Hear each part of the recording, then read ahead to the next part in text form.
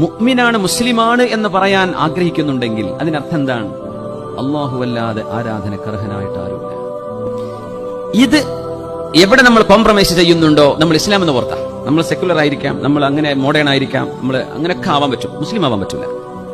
ആഘോഷങ്ങളാകട്ടെ, എന്ത് പരിപാടികളാകട്ടെ, ഒരു മുഅ്മിനായ മനുഷ്യന്റെ അഖീദയെ നിങ്ങൾ അടിയറ വെച്ചിട്ടുണ്ടോ, ഇസ്ലാമിന്റെ ദായിറയിൽ നിന്ന് പുറത്തു പോകും. അത്രയുള്ളത്, കുഴപ്പമില്ലാത്തൊരു പോയിക്കോട്ടെ, അത് ഞങ്ങൾക്ക് പ്രശ്നമല്ല, ഞങ്ങൾ അത്രേ മതത്തെ കാണുന്നുള്ളൂ, ഞങ്ങൾക്ക് അത്രേ ഇസ്ലാം ഉള്ളൂ എന്ന് പറയുന്നവർ അങ്ങനെ ചെയ്തോട്ടെ, കുഴപ്പമില്ല, അത് അവരായി, അവരുടെ പാടായി. പക്ഷെ പാടുള്ളതല്ല.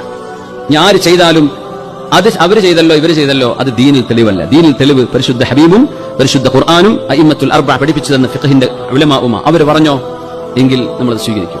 അവർ പറയാത്തിടത്തോളം കാലം ഇന്നാള് ചെയ്തില്ലേ, അവര് ചെയ്തില്ലേ, ഇവര് ചെയ്തില്ലേ, അത് ദീനിൽ തെളിവല്ല. അവരും പടച്ചോനായിക്കോട്ടെ. ശരീഅത്ത് ഇന്നതാണെന്ന് വാതുറന്ന് പറയാൻ പണ്ഡിതന്മാർ വരെ മടിക്കുന്ന കാലമാണ്. പേടിയാണ്, സെക്കുലർ അല്ലാതെ പോകുന്നു. വമൻ യതവക്കൽ അലല്ലാഹി ഫഹുവ ഹസ്ബുഹ്. അല്ലാഹുവിനെ ഭരമേൽപ്പിക്കുന്ന ആളുകൾക്ക് അല്ലാഹു മതി. ഇസ്ലാം തുടങ്ങുമ്പോൾ കുറച്ച് ആൾക്കാരേ ഉള്ളൂ. ഇനി അന്ത്യനാളിനോട് അടുക്കുമ്പോൾ ശരിയായ വിശ്വാസത്തിലും അഖീദയിലും ജീവിക്കുന്ന ഒരു ചെറിയ വിഭാഗമേ ലോകത്തുണ്ടാവുകയുള്ളൂ. അങ്ങനെ ഇവരുള്ളൂ.